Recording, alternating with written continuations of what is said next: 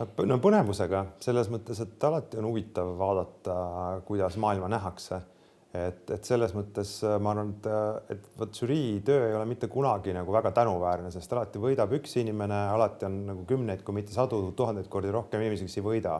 Nii et selles mõttes see ei ole kunagi nagu mingi selline asi, mida ma nagu väga kergekäeliselt või väga nagu ma ütlen, mingi rõõmuga teen, eks ju, aga samas selles on alati väga suur ja oluline roll, sest et me tegelikult ju žürii saadab ju alati mingeid sõnumeid, eks ju, et see vastutus ja seda vastutust tuleb nagu ka tõsiselt võtta.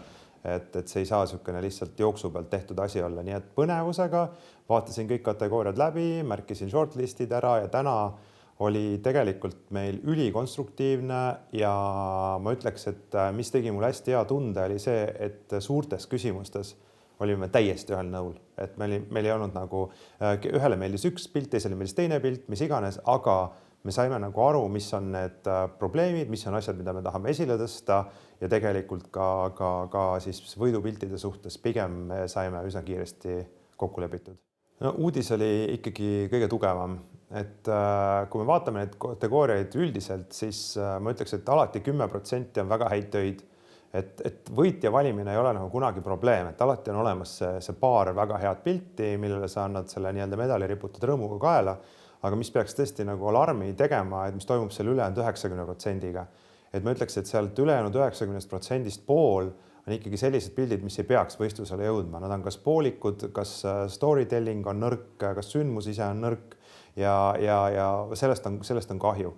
Et ma arvan, et võib-olla peaks proovima motiveerida, kutsuda personaalselt, arutama, et kuidas oleksid fotograafid, kuidas nad näeksid selles arenemisvõimalust. Et see osalemine võistlusel ei ole mitte see, et ma tahan kuldmedalit saada, mitte see, et ma tahan kuskil autahvlil olla, vaid see on nagu super. Siin on 2 tippväliskolleegi, kes annavad sulle tagasidet, kes annavad sulle nõu. See on hindamatu. Ma olen sõitnud pool maailma läbi, et saada tagasidet, saada nõu nende inimeste käest, keda ma päriselt kõrgelt hindan. Ja see ongi tihtipeale selliste võistluste kõige olulisem nüanss. Ja kui fotograafid hakkavad ise seda ka hindama ja sellest aru saama, siis nad tahavad ka rohkem osaleda, tahavad rohkem pingutada. Näiteks samuti on igasugused väiksed nagu juhuasjad, et kui sa võtad võistlust tõsiselt ja esitad nagu tõsiselt läbimõeldud võistlusele pilte, siis näiteks mis järjekorras sa seeriat koostad, et see oli ikkagi nagu sorry, aga see oli nõrk. Et seeriate puhul lausa karjuvad, et 2 pilti on hästi konfliktis omavahel, seeria ei hakka jooksma, pildirida ei hakka jooksma. Et kui sa juba võistlusele selle paned, sa võtad selle aja, sa pingutad, sa oled teinud väga head tööd, siis nagu lõpus see judgment ja see otsustusvõime ja otsustus nagu protsess peab olema sama heal tasemel kui see pildistamisprotsess. Sest lõpuks on ju see, et keti nõrgem lüli on su kehva otsustusvõime seeria kokkupanekul ja tegelikult see jääb lihtsalt kõrvale.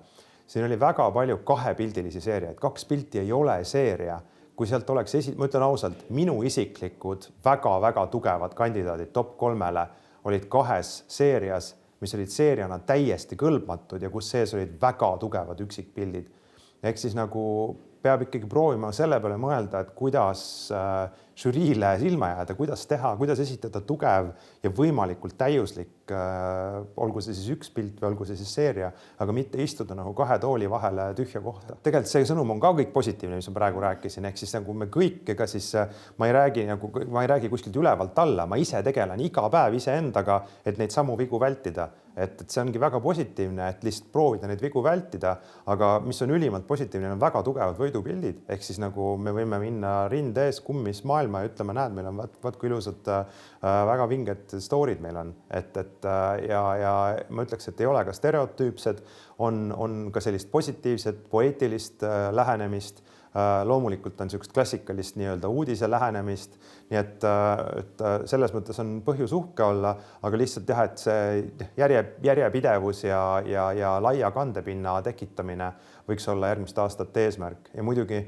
millest mul on kahju, mida ma ise väga kõrgelt hindan, on sellised pikaajalised projektid. Kui ma ise töötan, siis tihtipeale mul on 5, 7, 9 aastased projektid ja nende projektide eest ei saa ma mitte kunagi tasu võrreldes selle ajaga, mis ma sinna sisse panen. See mõttes, et see on tohutu panustamine ja ma teen, sest et mu sisemine hääl käsib mul seda teha. Ma ei oska elada muud moodi, kui ma ei saa teha, kui ma ei saa ennast väljendada, oma projekti teha. Ja tegelikult see on asi, mida kõrvaltvaatajad näevad ja nad saavad aru.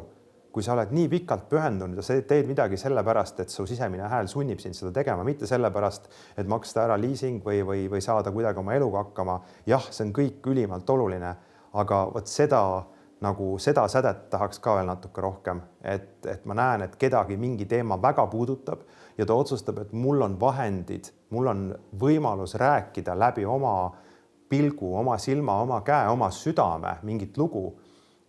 Ja see teeks mul hästi palju rõõmu ja ma arvan, et see teeks kõigile rõõmu, kui neid lugusid oleks rohkem. Kui ma nüüd praegu ütleksin, siis ma reedaksin ära võib-olla võidutööd, et ma ei taha seda teha, aga pigem ma ütleks niimoodi. Stereotüüpsed teemad ei olnud väga hästi kajastatud ja mitte stereotüüpsed teemad, kes olid leidnud üles selle nurga, kuidas mõni väga väike lugu on võib-olla väga suur ja läheb hinge ja need jäid silma. Nii et tegelikult ikkagi me elame ju maailma mõistes pisikses maanurgas.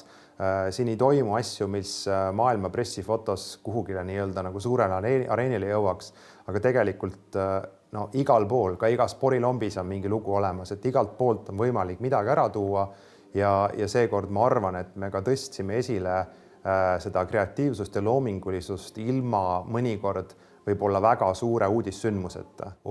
Issand, see on lihtsalt, see on küsimuste küsimus, sest et tegelikult lõppude lõpuks ma pean nagu nüüd minema korraks väga sügavale, et ega siis see kriis ei ole mitte fotograafide kriis, see on ajakirjanduse kriis, see on kogu maailma kriis, ehk siis fotograafid on üks väike pisikene lüli selles väga-väga suures ketis ja see, et meie väljaanded palkavad nii-öelda ühe töökuulutuse peal autojuht, kaldkriips fotograafi, et siin on täiesti ju unustuse hõlma on vajunud see, et fotograaf on samamoodi fotoajakirjanik, ta on loo jutustaja, loo edasiandja. Ta ei ole nagu mingi illustraator, kes läheb plärts, teeb midagi ära. Reaalsus on ju vastupidiseks muutunud. Aina rohkem plärts, aina rohkem kiiresti suva peasi, et täidame nagu midagi ära.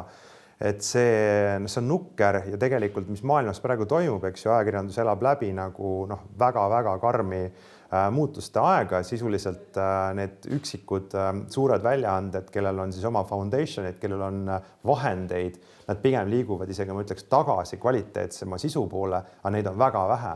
Ja see, mis see ärimudel saab olema, see on sama õnnetu situatsioon nagu muusikas. Ehk siis kõik kuuleme Spotify'st muusikat, aga ainuke, kes raha ei saa, on see artist. Et see on kõik on kokkukukkumise kursil. Nii et kahjuks, kui ma oleksin nii tark, et ma suudaks lahendada seda probleemi, siis ma oleksin kuskil mingi teise tooli peal ja teise kaamera ees praegu. Aga ma arvan, et puht inimlikult toimetused võiksid nagu igal juhul tõsta kogu aeg seda sama fotot võrdse partnerina esile, mitte lihtsalt mingisuguse täitematerjalina käsitleda.